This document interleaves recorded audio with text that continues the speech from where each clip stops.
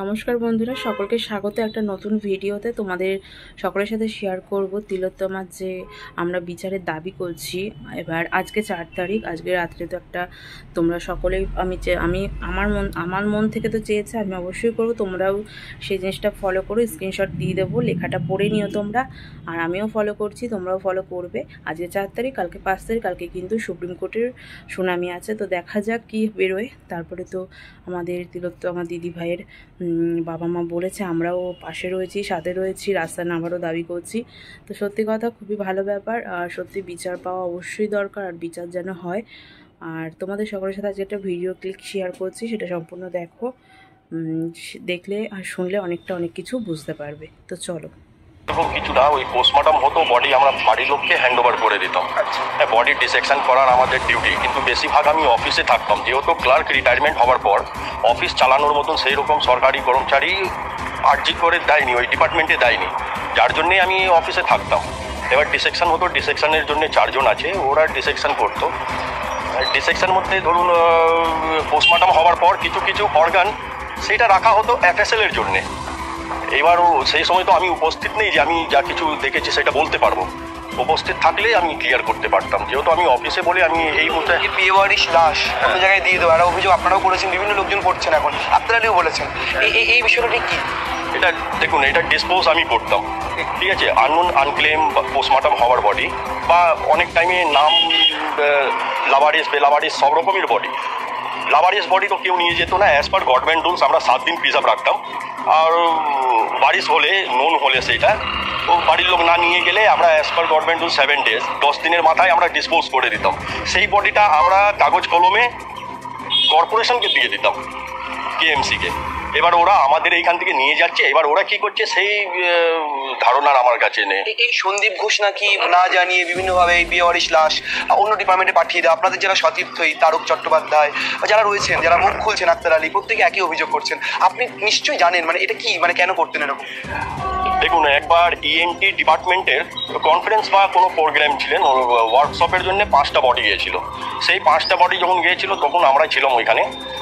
আমি, আমার সঙ্গে আর 2 জন স্টাফ ছিল, ওরাও সব ওইখানেই কাজ করতো।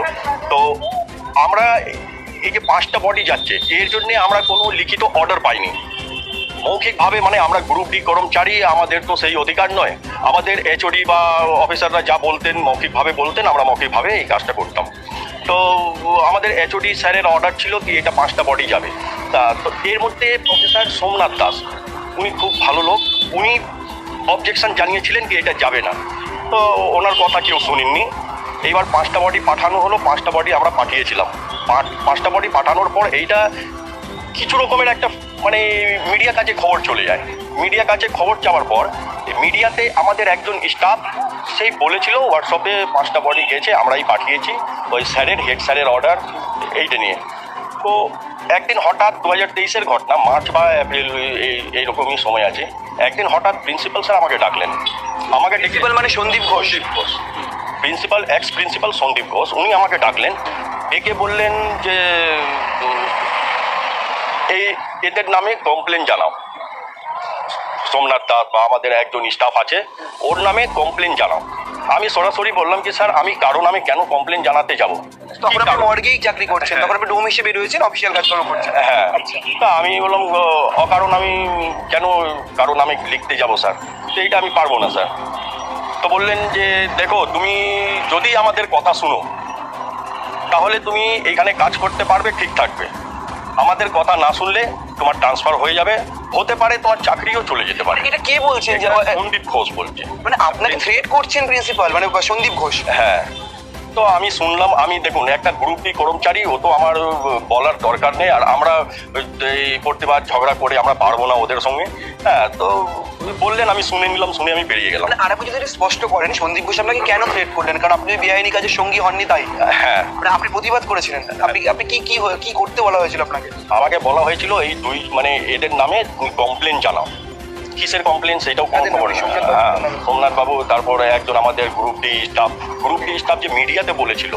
হ্যাঁ, তো আচ্ছা, মানে ওই যে 5টি যে বডি ওইটা ফাঁস করে দিয়েছিল, তাই? হ্যাঁ, ব্লাস্ট করে দিয়েছিল, তাই। তা আমি ওইটা না করে দিলাম কি অকারণ আমি কেন কারণ আমি কিছু বলতে যাব বা কমপ্লেন জানাতে যাব। তো আমাকে টেট করলেন যে না শুনলে তোমার ট্রান্সফার হয়ে যেতে পারে, চাকরিও চলে যেতে পারে। আমি ভয়ে আর ওনার সঙ্গে কিছু কথা বললাম না, চুপ করে থাকলাম, ওইখান থেকে বেরিয়ে গেলাম। ঠিক কিছু মাস পর ওদের অফিসের ওদেরই লোক, সন্দীপ ঘোষ প্রিন্সিপালের অফিসের যা কর্মচারী আছে ওদেরই লোক, একটা পশ্চিমবঙ্গ সরকারি কমিটির একটা ইউনিয়ন ছিল ওদের। তো হঠাৎ একদিন আমাদের সন্তোষ বলে একজন ছেলে আছে, তাকে বলল যে 10,000 টাকা করে মাইনে, 20,000 টাকা করে মাইনে আমাদেরকে ডোনেশন দিতে হবে। হ্যাঁ, সেটা তোমরা বিচার করে নাও, বিচার করে আমাদেরকে জানাও।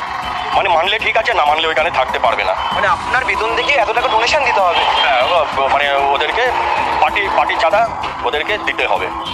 তো সন্তোষ মল্লিক ওদেরই লোক, সে আমাদের মধ্যে স্টাফের মধ্যে যা কথা হতো ওদেরকে বলতো, আমাদের নামে ওদেরকে দিনবাজি করতো। হ্যাঁ, তো বলেছে একদিন আমাকে কি এরকম বলে গেছে, সে কি করা যাবে। আমি বললাম যে এইটা তো আমরা দিতে পারবো না, আমাদের তো কোনো পার্টি ফান্ড থেকে টাকা আসছে না, আমরা কোনো বেআইনি করছি না যে আমাদের কাছে এত টাকা আছে ওরা দাবি করবে, তো আমি এটা দিতে পারবো না। হ্যাঁ, চাঁদা হয়, পার্টি চাঁদা সব জায়গায় হয়, একটা বিল দেবে, চাঁদা কাটবে, যা চাঁদা হয় 20, 50, 100 আমরা দেবো। ঠিক আছে, ওরা ওইখানে হয়তো বলে দিয়েছে। তারপরে কিছুদিন পরে হঠাৎ একজন ডাক্তারবাবু এসে আমাকে বলছেন যে দাদা এইচওডি স্যার কিছু বলেছেন আপনাকে। তা আমি অবাক হয়ে গেলাম, কি বলবে। তাহলে না স্যার, আমার কাছে তো কোনো খবর নেই, আর এমনি আমি জানিও না স্যার। তো কী ব্যাপার স্যার? তো বলছে না, প্রিন্সিপাল স্যারের মৌখিক অর্ডার আছে, তোমাকে অন্য ডিপার্টমেন্ট জয়েন করতে হবে। অন্য ডিপার্টমেন্ট আমি বুঝতে পারলাম না কি কেন এইসব হচ্ছে। তো আমি ওই ঝামেলার মধ্যে গেলাম না, বেশি প্রশ্ন করলেও একটা সমস্যা। তো আমি বললাম ঠিক আছে স্যার, আমি চলে যাব। কবে জয়েন করতে হবে? উনি বললেন কালকে। তো সন্দীপ ঘোষ প্রিন্সিপাল স্যারের মৌখিকভাবে অর্ডারে আমি ওইখান থেকে ট্রান্সফার হয়ে গেলাম। তারপরে আপনি তো সরকারি কর্মচারী। হ্যাঁ, প্রিন্সিপাল স্যার আপনাকে মৌখিক অর্ডার, মানে কোনো জিও নেই, গভর্নমেন্ট অর্ডার নেই, আপনি ট্রান্সফার হয়ে যাচ্ছেন? হ্যাঁ, ট্রান্সফার করে দিল। বেশি কথা বললে আর্টিকট থেকে বাইরেও করে দিতে পারে, বা চাকরি নিয়ে আমার সমস্যাও হতে পারে। এই হুমকিগুলো কারা দিতেন? সন্দীপ ঘোষের লোকজন? হ্যাঁ, ওরাই, মানে ওদেরই তো সব কিছু ছিল।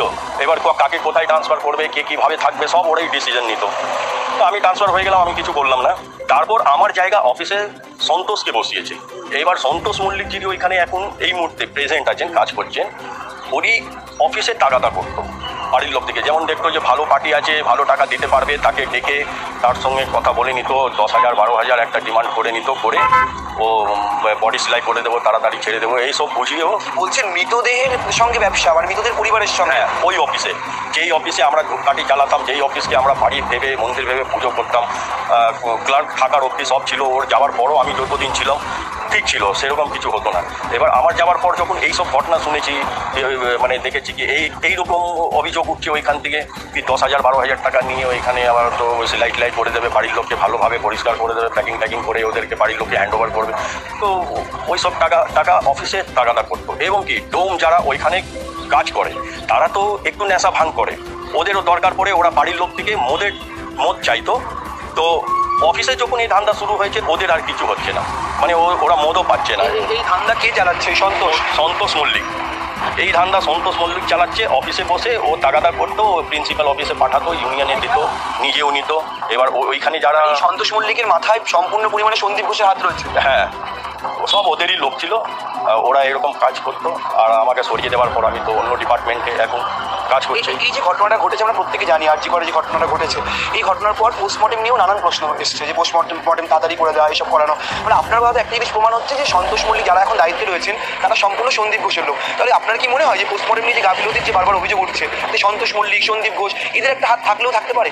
দেখুন, আমি তো এখন ওইখানে নেই, যদিও হয় তাহলে হতে পারে। আমি যতদিন ছিলাম ওইখানে এইরকম কিছু হলো না, আর হতেও দিলাম না। আমি আমার মতন কাজ করতাম, যাদের ভালো লেগেছে। এখন কি শুনছেন এই ঘটনার সাথে সন্তোষ মল্লিক, সন্দীপ ঘোষ বিভিন্ন রকমের অভিযোগ উঠছে, সব মিলে আপনার মনে হয় যে এই ক্ষেত্রে গাফিলতি থাকতে পারে, এদের একটা ইন্ধন থাকতেই পারে? সেইটা তো আমি বলতে পারছি না, কেন প্রুফ না হলে আমি বলতে পারবো না। এটা এই ঘটনা শোনা যাচ্ছে অনেক কিছু, শুনছেন আপনারা? দেহ বডি বিক্রি হচ্ছে, অর্গানগুলো পার্সাল হচ্ছে, এইসব শোনা যাচ্ছে এখন। কিন্তু সেই সব আমার সময় সেসব ছিল না। ওই ডাক্তাররা এখন অর্গান পাচার এসব দেখেন না, এইসব হতো না। তখন আমরা ওই Somnath sir, professor Somnath sir ছিলেন, ওদের সময় আমরা ছিলাম। এখন শুনছেন এসব হচ্ছে? এখন শুনছি এসব হচ্ছে। মিডিয়া নানা রকমের হচ্ছে, টিভিতে দেখছি, মোবাইলে দেখছি। মোটামুটি কতগুলো বডি ওখানে সংরক্ষিত থাকে এই মর্গে এখন এই মুহূর্তে, মানে আপনি যতদিন ছিলেন? আমি যখন ছিলাম দেখুন সপ্তাহে সপ্তাহে তো বডি ডিসপোজ করতে হতো, তো এক সপ্তাহের মধ্যে 8টা 10টা 12টা যা body claim unclaim body, unknown লাভারিস বা বাড়িস যেটা হতো আমরা কর্পোরেশনকে দিয়ে দিতাম। যেইটা ডেট হয়নি সেইটা থেকে যেত, সেটা আবার পরের লোডে যেত।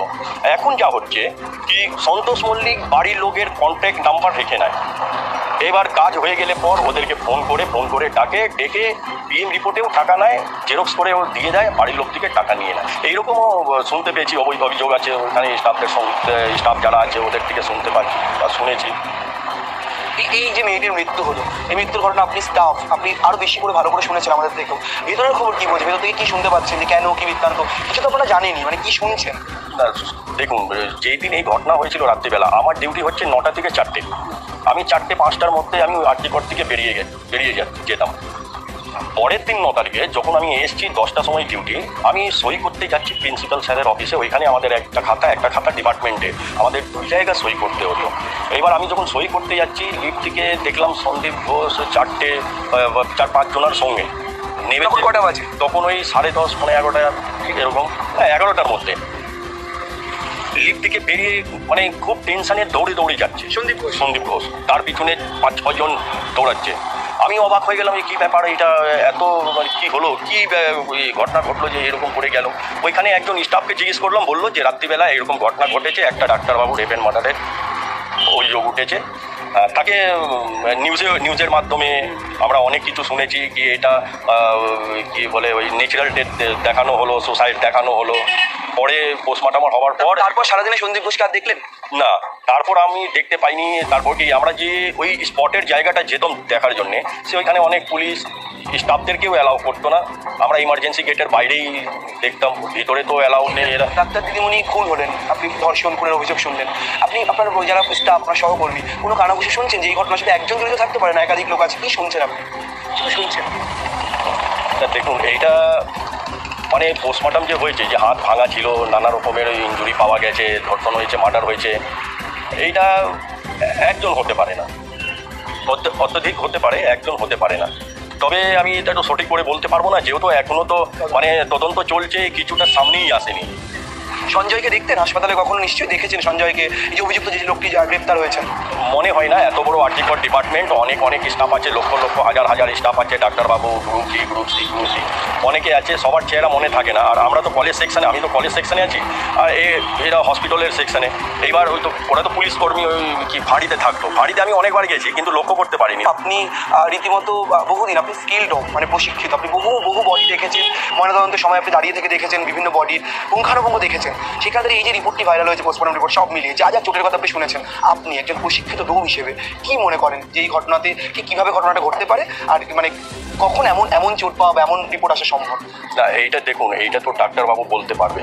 Actual death, cause of death, injury দেখে তো কী করে মারা গেছে এসব তো ডাক্তারবাবু বলতে পারবে। আমাদের তো ডিউটি ছিল কি, আমরা বডি কেটে দিতাম, তারপর অর্গানগুলো বের করে দিতাম, ডাক্তারবাবু দেখে ওরা নোট নিয়ে নিতেন।